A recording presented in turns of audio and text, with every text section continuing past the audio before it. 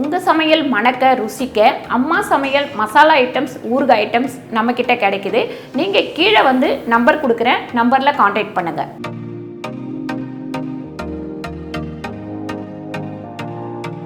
வணக்கம், நான் உங்கள் அம்மா சமையல் மீனாட்சி. இன்றைக்கி சூப்பரான பட்டர் சிக்கன் பண்ணலாம்.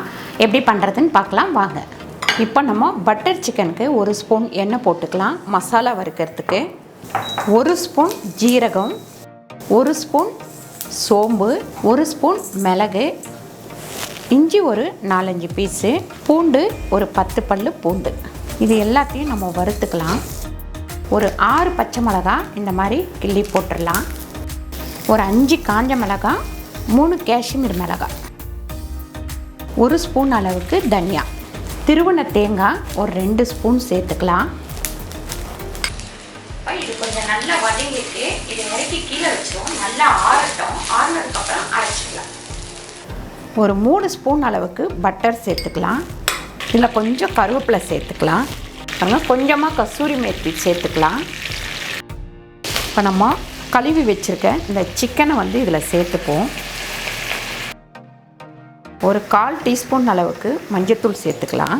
பெரிய வெங்காயம் 1 வெங்காயம் நறுக்கி வச்சுருக்கேன். சிக்கன் போட்டதுக்கப்புறம் இந்த வெங்காயத்தை போட்டுக்கோங்க. இந்த மாதிரி 2 வதக்கின உடனே நம்ம இதை மூடி வச்சுருவோம். அந்த வறுத்த மசாலாவை நம்ம மிக்ஸி ஜாரில் சேர்த்து அரைச்சி எடுத்துக்கலாம். ஒரு 3/4 ஸ்பூன் உப்பு சேர்த்துக்கலாம் இந்த மசாலாவோடையே. அப்புறம் தண்ணி விட்டுக்கலாம். நல்லா இதை நைஸாக அரைச்சி எடுத்துக்கலாம். இப்போ நம்ம தண்ணியை ஊற்றலை சிக்கனில், அதில் இருக்கிற தண்ணியை தான் இந்த மாதிரி ஒரு வேக்காடை வெந்ததுக்கப்புறம் நம்ம அரைச்சி வச்சுருக்க அந்த மசாலாவை இதில் சேர்த்துக்கலாம். இந்த மசாலா போட்டதுக்கப்புறம் மூடி வச்சிடலாம். நம்ம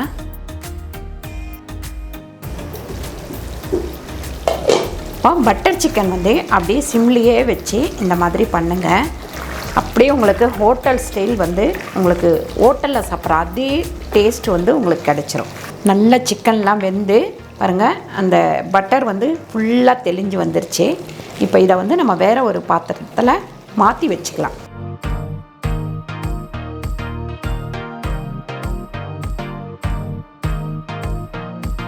லைட்டாக மேலே கொத்தமல்லி தூவிக்கலாம். சூப்பரான பட்டர் சிக்கன் ரெடி ஆயிடுச்சு. நீங்களும் கண்டிப்பாக இதை ட்ரை பண்ணி பாருங்கள். செம்ம டேஸ்ட்டாக இருக்கும். இந்த வீடியோ உங்களுக்கு பிடிச்சிருந்தால் லைக் பண்ணுங்கள், ஷேர் பண்ணுங்கள், கமெண்ட் பண்ணுங்கள், ஃபேஸ்புக்கில் ஷேர் பண்ணுங்கள். நன்றி, வணக்கம்.